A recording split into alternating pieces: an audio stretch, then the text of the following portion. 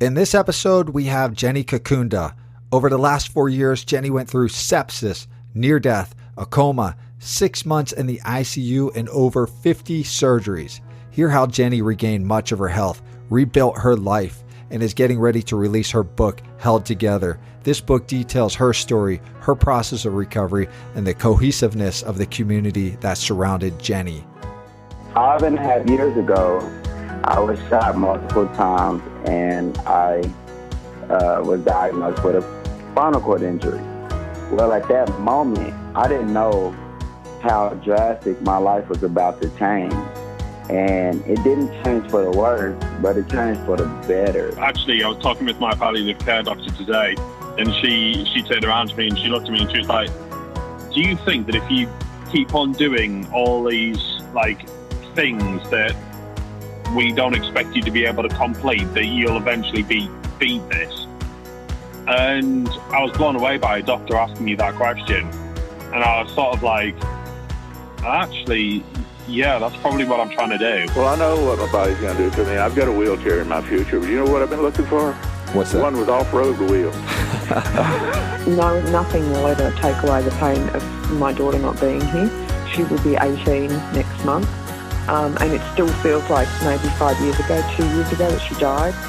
That's my reality. Well, if you could go back to that day, February 18, 1990, and change what happened, my honest answer is I wouldn't change it, because if I didn't get hurt that day, I wouldn't be in front of that school. I wouldn't be in front of the schools in the upcoming weeks, or I wouldn't be talking with you, or I wouldn't be at Children's Hospital on staff there. This was just my journey, and it's given me an opportunity to have a profound impact on a lot of people and inspire and change lives. You can expect life to kick you in the teeth and knock you on the floor, but you always get back up no matter what, and you just keep going. Living Adaptive with Scott Davidson, a podcast about learning to live adaptively. And now, Scott Davidson. What's up, everyone? This is Living Adaptive, and I'm Scott Davidson. Just a heads up before we get rolling, check out livingadaptive.com for all things Living Adaptive. This includes previous episodes, writings, links to social media accounts, show notes, and all kinds of good stuff like that. Also, Coming to My Senses, a documentary about Aaron Baker, who was paralyzed in a motocross wreck, is releasing. In this documentary, we watch as Aaron crosses a 20-mile tract of Death Valley, unsupported on foot, defying all expectations and really symbolizing his recovery. It will be made available for purchase around May 15th on iTunes and Amazon, so go get it. So today, we have Jenny Qaqundah. And Jenny is an author, nurse, well-known herbalist, and amputee. In 2014, a very health-conscious Jenny fell into coma, preceding a routine medical procedure gone wrong, and this led to her becoming an amputee. She joins us from Joshua Tree to tell her story and the things she's working on, like her book called Held Together. So, all right, Jenny, let's get this thing going. Thanks for coming on. Thank you. What's up in Joshua Tree? Everything good right now? It's beautiful. We actually are, we were in the high 90s all week, and today it's cool 85. So I'm pleased. People in humid environments are thinking that's intolerable. They don't understand a 90 in Joshua Tree, and when it's shady, it's not bad at all, really. That's right. Yeah, for sure. I was telling you before we started this interview, I've been meaning to get out to Joshua Tree. I encourage listeners to. It's got a great artist community. It's well known for that. A lot of good stuff and a lot of good outdoor stuff. So you went out there for climbing, right? I came out here to rock climb. Yes. Yes. That's, oh, go ahead. I was just going to say it's a Disneyland for climbers out here. It is absolutely brilliant and beautiful. Did you have a lot of falls when you were climbing? You know what? If I were more courageous climber, I might have. Yeah. But I was pretty careful because I was nervous about it. I was mostly not a lead climber. I did lead some climbs, but I mostly followed. And, so when I would fall, you don't fall as far as if you're doing the lead climb. Gotcha. Yeah, I've never gotten too much into climbing just because I can't. I could, but it just hurts a lot, and especially my feet. So I haven't gotten too heavy into it, but hiking for sure. And I've heard Joshua Tree is great for all of the above. So, oh yeah, yeah, maybe we'll hang out sometime. You should come out. I've been hiking a lot lately. I haven't gotten back to running yet, but I've been hiking a bunch. And I did actually rock climb with my prosthesis not too long ago. Did you find it like frustrating, good experience? What was it? All of it. I was doing it with my static legs that were just poles. So it was it was really frustrating in some ways, but I went up, almost 100 feet, and my friend climbed tandem with me. He's a guide and led me all the way up. It was exhilarating. I was so thrilled. Wow, 100's high, especially for your first time back. That's crazy. Mm-hmm. It was awesome. Yeah, for sure. Yeah, I definitely want to get out there. So when we dive into your story, you've got a really intense story for sure. And you've lived a life. You've got so much going on in terms of like adventure and a big background, just a lot of interesting things going on. So when we dive into it, there's a lot of places we could start. And I think maybe just getting to jump in, you moved out to Joshua Tree. You're a nurse, you're an herbalist. You opened a shop there, and it seemed like your passion, right? When you were in since you've been in Joshua Tree. Does that sound about right? Yes, I've been an herbalist for 20 years now. Last year was my 20th year. So yes, it's definitely my passion. And you're an RN too? Yes, indeed. And I became an RN 15 years after I was an herbalist. And so it was really beautiful to study nursing from an herbalist perspective. And my professors loved me. They were always asking about how I felt about it or what herbs could help treat different ailments or symptomatic pain or that kind of stuff. It was really great to do it as an herbalist. Nursing school's crazy though. That's like the most difficult thing I've seen people go through in terms of education. It felt like it was just so intense, and you eat your own in there. It's crazy. It's boot camp. It's terrible. Yeah. And I was a single mom, and oh man, it was a rough time for sure. Yeah, no, nursing school's nuts. I don't care what anybody says. They can claim any other academic pursuit, but that's like the worst. They really burn you there. They want you to quit. Yeah, it's true. And one professor once told me, I said something about how ridiculous that exam was, because they just gave us this random exam that if you failed, you're out of the program after a year and a half. And she said, well, how do you think you're going to manage in a code blue if you can't handle stress? And so I said, oh, you're trying to stress us out. She goes, well, yeah, this is what we do. Yeah. Well, they did really good in my life when my wife was going. It was like awful. I don't know how we survived. It was so tough. They want you to stress all the time. Yeah. So crazy. Yeah. So you're a nurse, but you became a patient at some point, which we can get into how that had to have been tough. But you went through some serious stuff, and you had sepsis after a surgery went wrong. That's right. Yeah. What happened after? Well, I had a very minor procedure. My brand new girlfriend, who had moved into my house 2 months prior, she, took me in for the surgery, and 2 days later, I was in severe pain actually, and my now wife called immediately the next morning and said, Jenny's in this crazy amount of pain, and they said, oh, she's fine.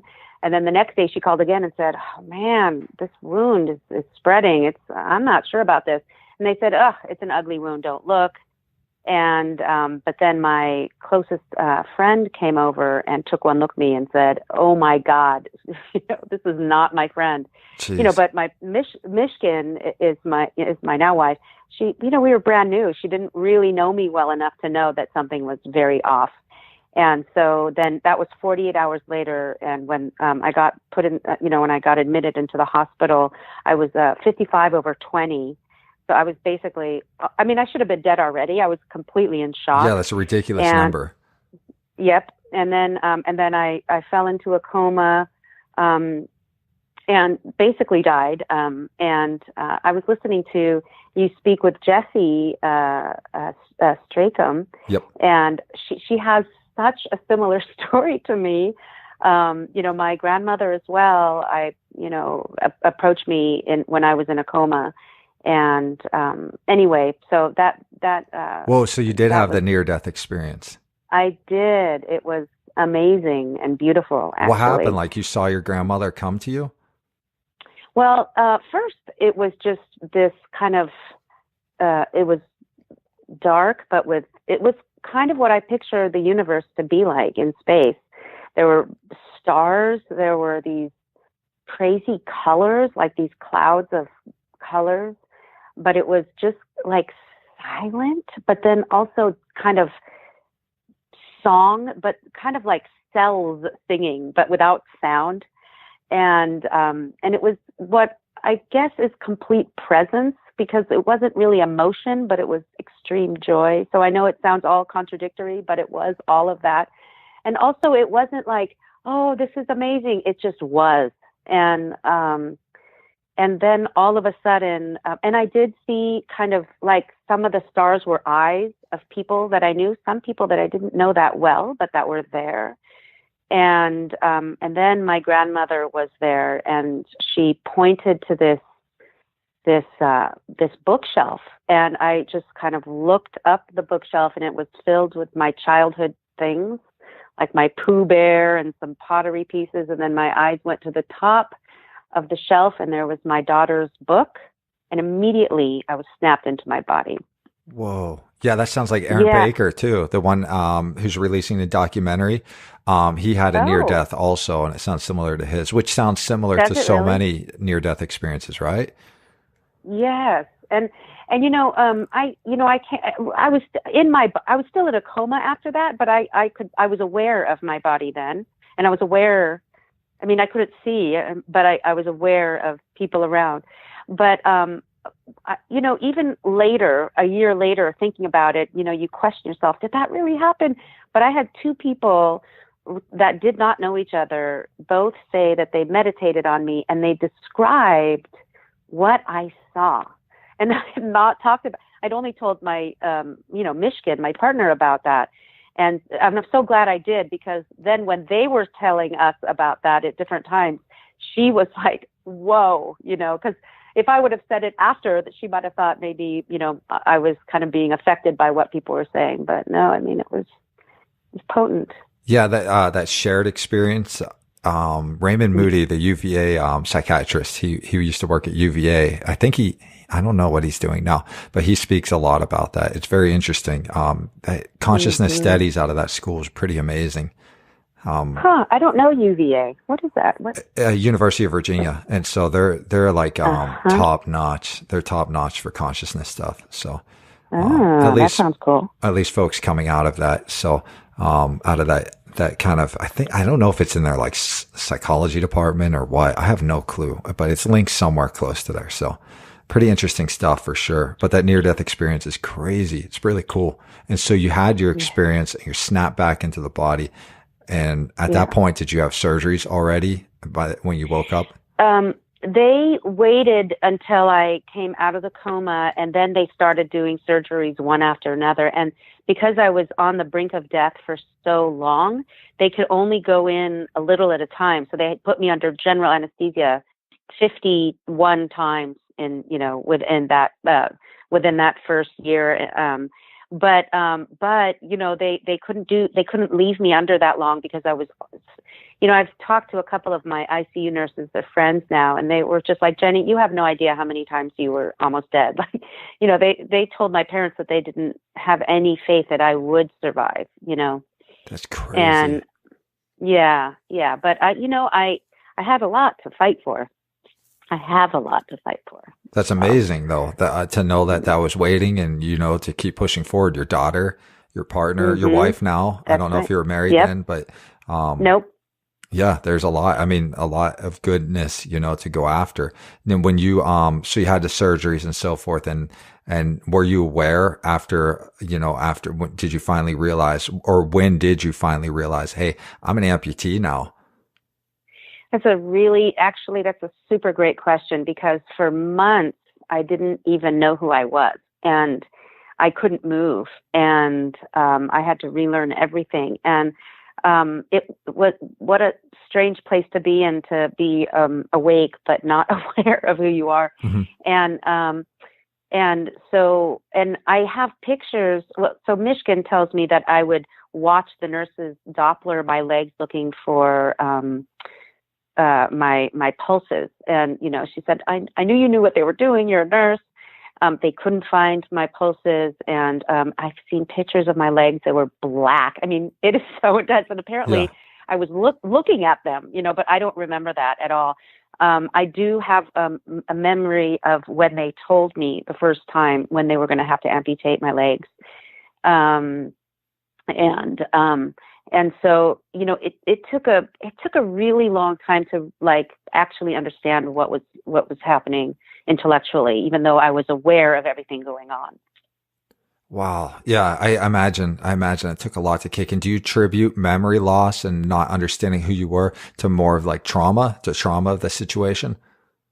They, yes. But the funny thing is that they told my family that I wouldn't remember, any of that time. And I remember quite a bit. I have a lot of foggy memories, but they were telling my family I wouldn't remember any of it. And there was so much pain, Scott. So, wow. That kind of pain, you tend to block out. So. Yeah, I guess it seems like everyone I talk to, they have memories really pretty immediately after. And it's very vivid, and it's still vivid. There's a lot of trauma after these situations, and healing from it's pretty crazy. That's a pretty crazy process to heal from it. I know that you suffered from post-traumatic stress disorder from this, as you expect anybody would. And, for healing, that must have been a pretty big process. So actually, I'll jump into that in a second. I wondered though, it seemed like you had a strong community around you while you were going through this. Is that the case to get through this whole thing? It was really, my book, it's called Held Together because of my community. They did hold me and my family together. It's really, it's amazing. I had this store, and all of a sudden I was gone, and my employees kept working, and my customers started shopping even more than ever before. So in case I did come back, I would have a livelihood. I would have something to come home to. People didn't know what was going on with me because my family, were keeping it close. They didn't want people to know I was going to become an amputee. They wanted me to be able to speak of that myself. But so people were freaked out, but they just completely rallied.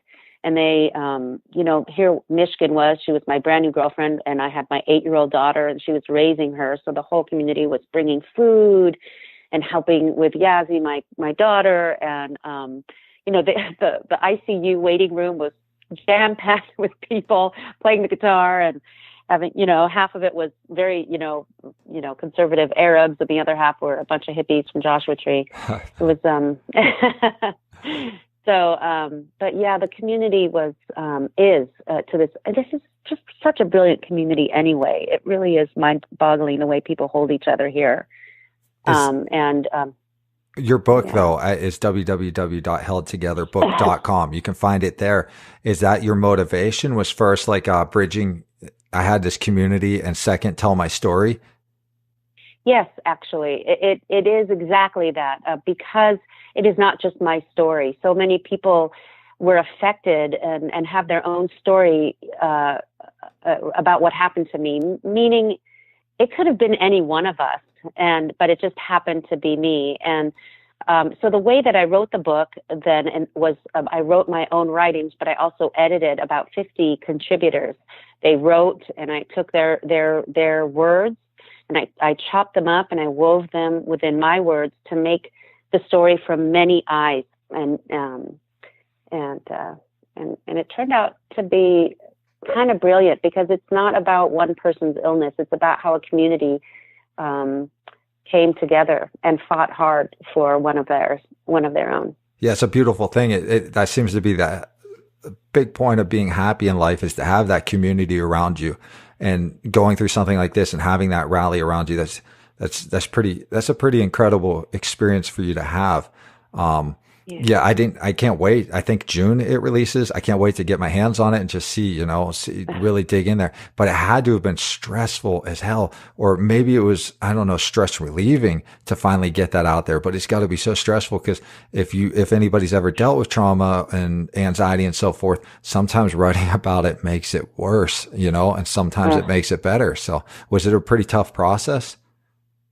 Yeah, it was very cathartic. Not only writing my own pieces, because it did bring it back, and it brought it over the whole household, of course, because my whole family suffered and suffers still from PTSD. And but then everybody that sent in a submission, it was like weeping, and I mean, it was a part of my story that actually I didn't know because I was either unconscious or don't have memory.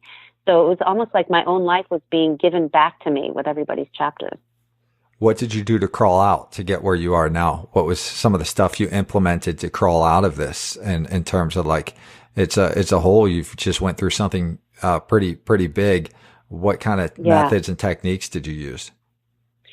My community is one thing. I mean, they really did rally around me. Especially my darkest time was when I decided to get off of the opioids that they gave me, and I was very cavalier about it. And boy, what a freaking nightmare that was. But my community just kept coming over and convincing me that I was going to be okay, because I couldn't see it at the time. I'm sorry? You spoke, not to interrupt, but opioids is a big issue, especially after surgeries and so forth. How intense is that? Mm-hmm. What do you got to do to get off? Oh, man. Well, you have to be courageous. And, I was on so many, I mean, mine was a little bit of an extreme case because I was on fentanyl and Dilaudid and methadone and morphine. And so by the time I came home, I was just on the methadone, which is really, really difficult to get off of. But because I was so ignorant, because I was so high, really, I wasn't really getting it. I mean, I was not ignorant about opioid withdrawal because I've lost friends to opioids and have tried to help friends detox before, but I wasn't really it wasn't connecting how hard it was going to be, which is a good thing because I decided to do a 16-day wean down, which was hell. But what I didn't realize was 16 days, you don't even really start to detox until at least 30 days, because it has such a long half-life, that drug. That's a huge half-life. Holy cow. Yeah. Yeah. And, excuse me. And it was 3 months before I remembered that I was a happy person, Wow. before I found that joy again. And, but it was 3 months of the darkest time, because not only was I going through physical detoxification, but I was, for the first time, looking at my body and at my life, and seeing with unaffected head, with a mind that wasn't hazy with drugs, what the new me was. And that was shocking. I mean, being in the hospital was so surreal, and I was there looking at white walls for months and months and months, that, it was its own certain kind of weird trip. But coming home, I was faced with the very active person I used to be. And so that was hard. But then coming off of the opioids a few months later, it was like, oh, wait, this is so much more intense than I had anticipated. And so it was hard. It was a hard 3 months. But I'll tell you what, again, my community, my family, I mean, my daughter and my now wife, are pivotal in what helped me pull through.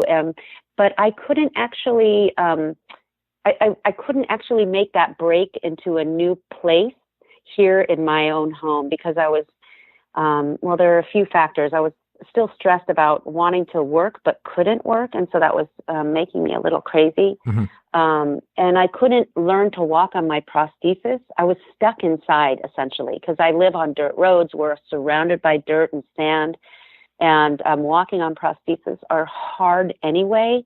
And I was so skinny that I barely had any muscle, and so to do it on the sand was impossible. So I was stuck inside almost all the time, and I was running every morning for 20 years before this. So I moved to my parents' house with my daughter for 3 months, and and learned to walk on the sidewalks there and started taking yoga.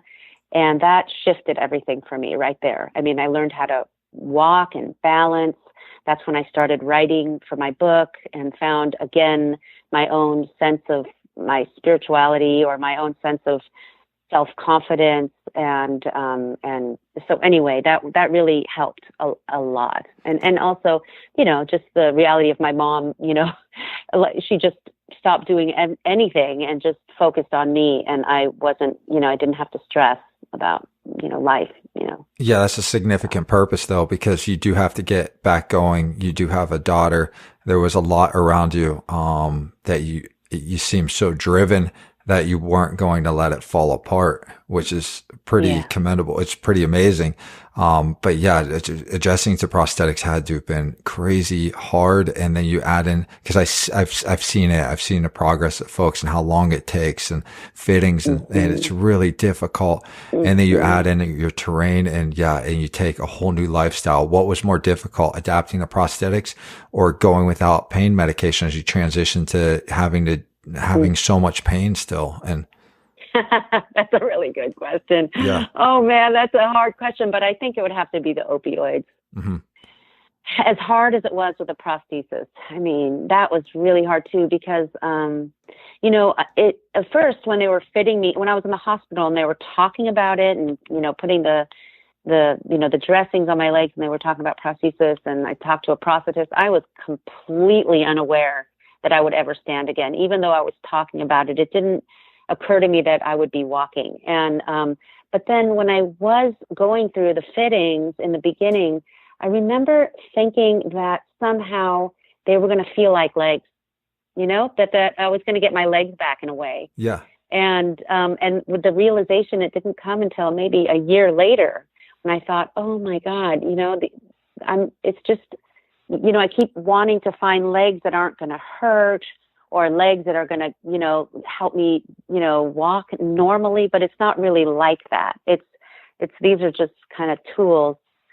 I don't know. But that being said, since then I have found this amazing prosthetist who is an athlete and is determined to get me running again. And, she got me on these legs that look like those, what are they called? They're like the blades. Yeah, the blade runners. Yep. They're the blades, but mine have, they're not quite the blades. Mine have a foot on them because I'm on such an uneven terrain that I need to be able to have, because my knees would bust out if I was just on blades on the sand. Mm-hmm. So these kind of have a foot, so they're not as bouncy, but they're much more stable.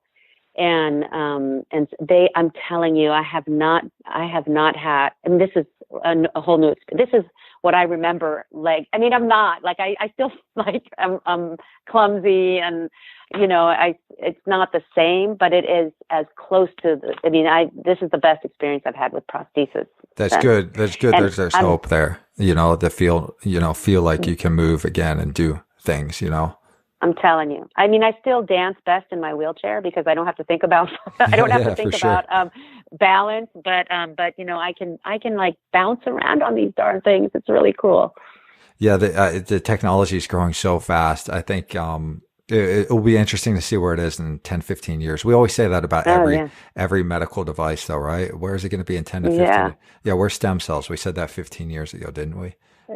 Yeah, that's right. Kidding. No, but it's true. But, you know, someone told me about 5 years ago, they said, no, right when it happened, probably 3 years ago, she said, they're growing limbs, Jenny. And I was just like, okay, that's just too much. I can't even deal. Yeah. No, I used to think about that a lot. Yeah. I'm like, oh, sweet. Like at 60, we're going to have brand new limbs. I guess that's not happening. Science is not supporting that. Yeah. But, you know, the prosthesis for a really long time were archaic. I mean, I think that just what I'm finding is that amputees, people that are making the best legs are amputees that are, you know, athletes that are not taking the, you know, archaic or, you know, legs. They're just saying no. So there's this one guy, and I forget his name, but he was a skier and he was not happy with this was about 10 years ago. Mm-hmm. And he started making the ones that kind of fit into your nerves and move. And, I mean, you have to be rich to have those legs. To be able, but, yeah. All right. So you're a nurse. You went from nurse to patient, and also, like, I thought about this when there's that transition that goes on there, and from I'm helping everybody else to now I need a little bit of help, or I need a lot of help, whatever it is. And then that leads into what we're talking about, the trauma afterwards, the PTSD. How do you heal from, like, that's one of the big ones. I've talked to, returning soldiers that have, had a lot of stuff happen, and, it doesn't have to be a war situation. And, it seems like PTSD is really, really difficult to get past, or at least to not even get past, to be able to live with or adapt to. How did you, get to a place where you can talk about everything and be okay? Yeah. I am lucky enough to be, or not lucky enough to be a person that, is really open, about my process just in general, which, so, I think that talking about it is kind of a natural thing for me, talking about any of my, issues anyway. And I'm so, again, lucky enough to have really tight friends around me that know me well enough to be able to remind me of who I am, even in the darkest places. But writing in my journal, which later became, the basis for my book, was really so helpful, because once I kind of put it down on paper, it would make it less kind of, not, I don't want to say dirty or shameful, but it made it more of something that wasn't me necessarily. And, because we all three of us dealt with PTSD. My daughter most especially, I mean, losing, like, her mom leaving. And so, but then, and my daughter and I are so connected that if I was having a meltdown, she would have a meltdown, and vice versa. And so the whole household, and it's three hormonal people, just going, it's like, it's a party here sometimes. But so we just started therapy again last week. I mean, we're still dealing with it, to be really honest. But we are in a whole different planet than about a year after I got out of the hospital, because that was when I was well enough and not fighting for my life still to actually deal with the emotions of what was coming up for me.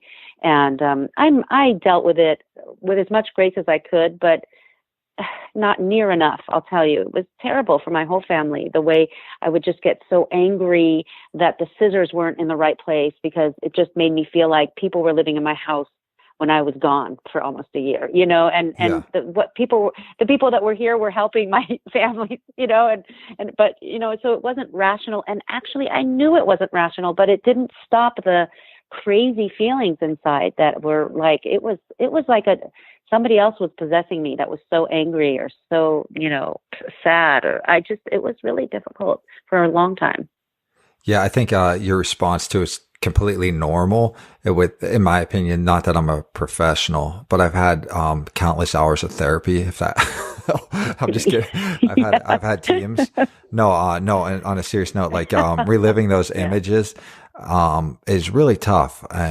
Something that's traumatic in our lives. I think eventually it's just different scales everybody has, but, reliving images, for instance, are super tough. And, I imagine, surgery, for instance, like you said, you were coming out of it and knowing it's there and talking to others. That seems to be a big one, where you're like, it's almost like a black and white image and it goes real fast or something, as one described it. It's got to be tough. So, like you said, you just go with it. You just got to get through each day, stay present, right? We're good this minute. Yeah, that's right. And again, asking for a lot of forgiveness and trying to catch myself quicker and quicker, so I can let the people around me know that I'm sorry if I'm being, an ass, but I'm in it, letting the people around me know, because quite honestly, when I am feeling bad and then I make other people feel bad, I feel so much worse. it just kind of compounds everything. So really just trying to let the people know around me that I'm a bomb right now. Like, don't come close to me. Yeah, totally. I worry about like being a burden when things get tough or something. That's the worst feeling, right? Because you're like, oh man, I'm not a good dependent person, man. That was so hard for me. Yeah. So I just started driving. Like that's what happened when I was in living with my folks. Somebody, I got some hand things for the wheel, hand device to drive the car. I tried it once and it terrified me. So I just got in the car and started driving with my prosthesis, and and that was very important for me to feel strong again, because dependency was really hard for me. It is still, Your daughter sounds. It's my reality. Well, your daughter sounds super awesome, like resilient. Is she seems to, be a huge support to you, a huge motivation. Do you feel like when you guys go out and everything and do stuff, do you feel like you're starting to get the normalcy's back? We're doing everything again. We're hanging out together. Things are like going to get ice cream together, whatever it is. Yeah, it's yes, and yes. I mean, my daughter, when I first came out of the hospital, was so terrified to lose me that she it felt like she needed to be my caretaker. And so, if she heard anything fall or any noise, she would scream across the house, "Are you okay, Mom?" And so I had to say over and over again, no matter how sick I might be, I am going to move the mountains to protect you. I'm still your mom. I'm still going to protect you. I mean, I had to reiterate that to her so that she didn't feel like she didn't have, a protector anymore, that she had to all of a sudden at 9 become, her mom's mom kind of thing. That's so young. That is so young for sure. And life is so freaking nuts sometimes, and it's unexpected and just, we can't plan for it. The uncertainty is it just happens. And wow. Yeah. That's 9. She's amazing. Yeah. That girl is amazing. Yeah. She sounds like a badass. My wife, Michigan, man. Yes. Yeah. You guys sound like a serious team. Like, nothing can stop you. You guys need to, you can, form your own group and get out there and tell everybody how to do it. Now, that's a question though. Did you have somebody that could tell you how to do it? Like went through something like this, sepsis, amputation. Did you look to anybody? I should have, Scott, and I didn't. And that's why I'm excited about this book on many levels. But one of the things I really want to do is to reach out to people, because I wish I would have known to, somebody with, who was a double amputee that could speak real to me, or had a colostomy bag, which was so terrible and shameful. And even saying it, to you is hard. I mean, it's hard to live with these things, but no, I didn't. And, that's what I want to do for others.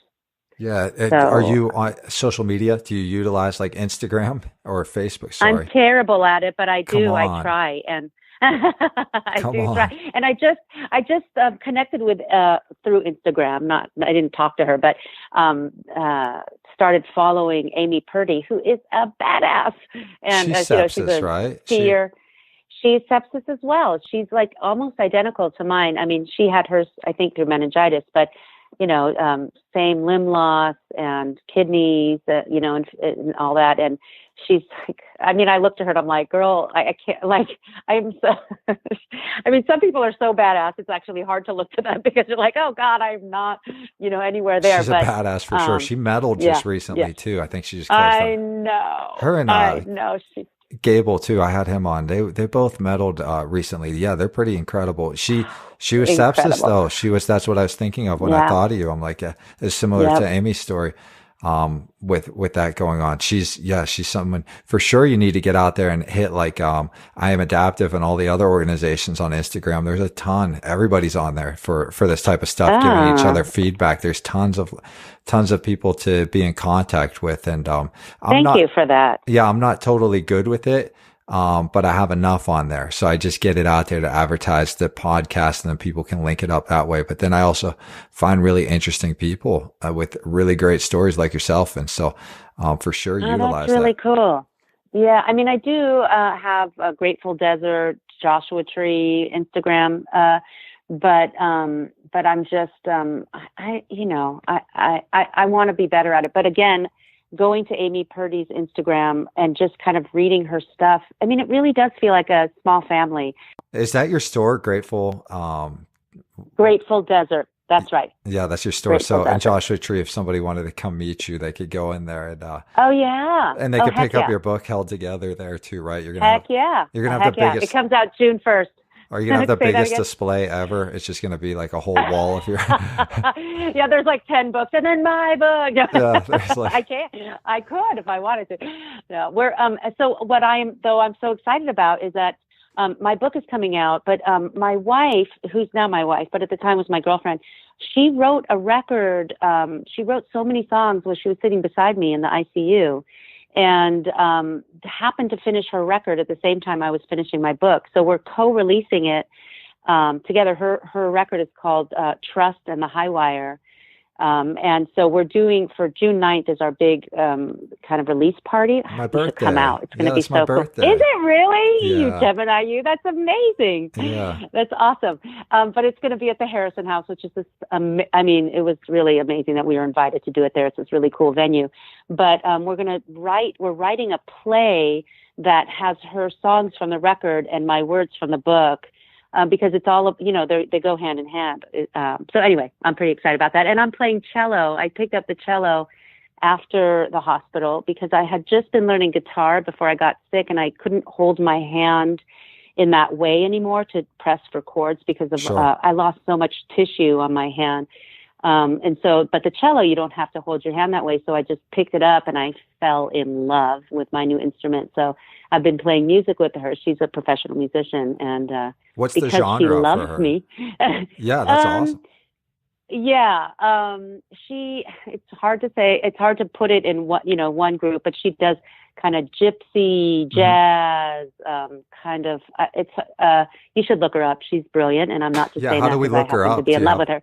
Do you happen to have a her website? name is, yeah, it's M-Y, so it's Mishkin, M-Y-S-H-K-I-N, Warbler, like the bird. So WARBLER, .com. So MishkinWarbler.com. And she's on Spotify, and she's brilliant. So it's lucky that she liked me enough to let me play with her band. And now Nice. I've been playing a lot, and it's awesome. I love it. Your family's And too so that artistic, though. You're too artistic. Plays, Well, I'll books, tell you, music. The music has been really important in my healing. I forgot to mention that. It really has been. How often are you on it? Are you is this a daily practice or? It usually is, but because, we have this Joshua Tree Music Festival coming up, and I am, I have a booth, and the book release is coming up, and I'm homeschooling my daughter. I'm only on there for a half an hour a day. Usually I was on there for 1 to 2 hours a day. So, but I'm playing in the band next weekend, so I better get back on there. Nice. Yeah, for sure. Yeah.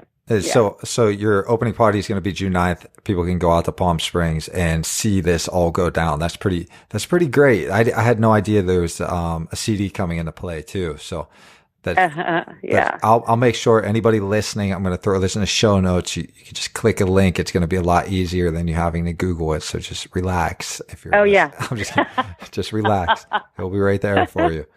And so, yeah, that's great. And so I knew that your wife, she was a musician or is a musician, sorry. And, but I didn't know that there was a release coming too, because, I just didn't come across it. So that's pretty great. Oh yeah. And so how did she like take on this role? She's your spouse. How did she take on this role? Because it happens in life often, almost all the time, a spouse is going to go down in some way. And so, how does she handle it? She is an anomaly. I'm telling you what, we were a brand new couple, and then all of a sudden she's raising a kid and trying to help, run my businesses, and visiting me in the hospital with, my mom, who does not accept my homosexuality at all. Yeah, yeah. And she just kept coming, and kept sticking it out. And I have a neighbor who's Hindi, and he calls her the Bodhisattva, because, I went through hell, and yes, I survived it, but man, she stuck around, and not many people would have done that 2 months later, Yeah, So for sure. she really, yeah. It seems she's like amazing. like it doesn't have to be something physical. It just seems like when it gets tough, a lot of times things could, split. For sure. Yeah. By the way, in-laws, you always have to have complicated in-laws. It doesn't. It's just going to happen, right? Every situation. Yeah. Yeah. Man, her mom, though, even though she was so religious and had a hard time with Michigan being gay, she just, she's just like, well, I just love you, Jenny. I mean, she's really open to me. She's really awesome. Well, I don't want to. I mean, I don't want was going to say my parents are amazing, but Well, you guys dodged having to have a son-in-law. Who wants one? You know what I mean? I don't at all, even a little bit. So, shit, that's a lot of stuff to think about. Jeez. Yeah. So, anyways, yeah. So to dive back into you and everything that's going on, it seems like you're in a really, you're healing, you're going through the place. You're still early on in this healing process, though. You're young. This happened in 2014. That's only 4 years ago. There's so much that will change in a positive way. There's so much positive outlook, but do you get worried about the future? Mm-hmm. Yeah, I do. I mean, I feel like I'm head on right now trying to make our lives okay so that when we're elder, we're not, we're not homeless or something, because I just don't know how long I'll be able to use my legs. I don't know how long I'll be able to wear prosthesis. I don't know how long I'll be able to, I just don't know. I mean, I should do more research. I mean, how many people are out there that have been, amputees successfully and healthy, 30 years later? Like, I just don't know. So I think about that as a mom and as a wife, how I can keep myself as healthy as possible and also safe, financially. And I mean, it's expensive to be disabled. Damn it. Yeah, I mean, even with Medicare, your copays, it's just crazy. Yeah. So I'm still paying copays from 2014. I mean, it was, they sent me a bill for $4.5 million at one point. Oh my gosh. Yeah, but I mean, it was a mistake, but it was like, yeah. I mean, and that wasn't for any doctor. It was just the room, the ICU room. $4.5 million. That's crazy. Yeah. Yeah. I'm not surprised by the number because of how long you're probably in there, but at the same time, it's ridiculous compared to other countries. It's just nuts. So. Yeah. What do you think with all of this that went down? What has this taught you about life? I like to ask this question. It's a huge loaded question, but life perspectives change often after anything. And so, what has this taught you all about life? I've always been a grateful person. I mean, that's the name of my store, Grateful Desert. Not just because I'm a deadhead, but it really did deepen my gratitude for everything. I mean, every little thing, like just like you said, enjoying ice cream with my daughter. What a huge thing. But that and more, and that's coming out more and more now that I'm kind of farther along from the event, is joy. The thing is, that I'm realizing is that, life is short and, we get to look at it as a series of opportunities to help us grow, or we get to look at it as a series of shit. I mean, we get to choose how we see, the world, and that doesn't affect, I mean, this is what I came back with after my near-death experience is, it doesn't matter if we are a terrible person or if we're a good person. It's all the same at the end. But it's really, what do you want to spend your time doing? Do you want to be bummed or stressed or pissy or judgmental? Or do you want to just be happy? And then when we die, it doesn't really matter. So for me, I happen to be a glutton for joy and happiness.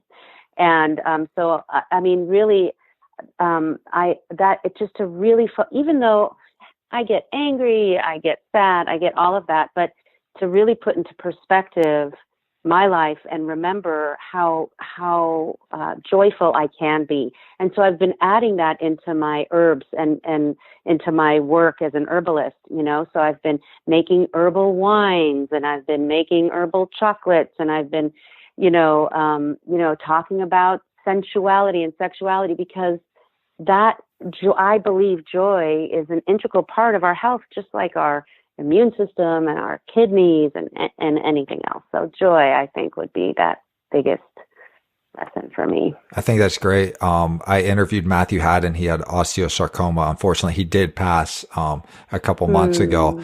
And he said he worked with Maggie's House. Maggie's House is a large I believe they're cancer exclusive organization. They focus on helping those fighting cancer and throughout I guess England, maybe Ireland too. I don't know where they're all at. And so long story short is he would boil it down to that. He would say, I would quantum leap, as he called it, and start worrying about everything down the road. And then they would help him bring it back and just say, what would bring you pleasure right now? And he'd say, I want a beer. I want a beer, and I want a sandwich, and I want to hang out with my cat, and whatever it is. And it slowed everything down for him. So I think that's so practical, finding that joy and doing that. So it's pretty amazing. Pretty cool. Well, all right. Before we wrap this whole interview up and so forth, where can everybody find you? What's the easiest place to find you? And then what day is your book going to be released? And I'll make sure I put in the show notes where to get your book, easy links and so forth. And whatever you tell us right now to find you, I'll put that in too. Okay, great. So yeah, my website is heldtogetherbook.com. And I also have gratefuldesert.com. And so that's my store, but you can also find me there. And I do have a Facebook page. My last name is long. So it's Jenny, Jenny, and then Qaqundah is Qaqundah. The good news is that there's very few Qaqundahs out there. There's one. You can find me that way. I already stalked you when the interview was prepping. I started the stalking process to prepare. And so, yeah, there's one out there. I'll have that in a link. I already got that ready and teed up. And of course, your book too. And yeah, and then okay, great. And then if you have an Instagram, we'll throw it there. You said it's more based on your store. So just we'll put that in the show notes too. I'll find that and we'll have that all there. And I think that your story is going to be really fun to read. Held Together is going to be pretty amazing to read. I know that it's going to be super personal and at first it's going to have a ton of emotion, maybe apprehension because you're putting yourself so far out there. But I think it's going to pay off so much. It's going to help others too. I encourage everybody to grab that book and I'll make sure to put it out. What date is that coming out? June 1st is the actual book release. Okay. Yeah, and the record and Michigan's record release as well. So they can pick it up then. June 9th is the party. Yeah, and I think it's going to be on. Well, I mean, I'm not sure. I mean, I think it's going to be on Amazon and Barnes and Nobles, but you can definitely get it on my website as well. Nice. And I will be sending you one. Oh, thank you. And you know what? I also noticed that there's fundraising going on a website. It looks like it's joshuatreelivingarts.org. Is that still fundraising for you there? I'm not sure. And see, that's what I'm talking about, the community. You know, this local nonprofit helped rally to raise money so that I can get this book out there. It's pretty amazing. Yeah, I think your book's going to be groundbreaking. I do. I think it's putting a lot of stuff out there that's going to, again, pay off and help a lot of people. So I appreciate it in the community and I'm sure others will. And hopefully you start to get good feedback. That can take time though. Thank you.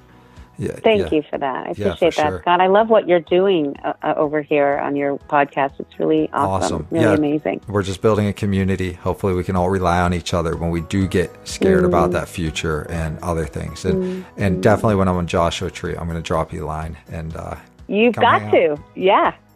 We'll go for a hike. That'd be awesome. Yeah. Well, thanks for coming on. Yeah. Thank you so much, Scott. Thanks again to Jenny Qaqundah for sharing her story. Her book releases June 9th, so damn it, people, go get that book. Also pick up her wife's album, also releasing on the same day.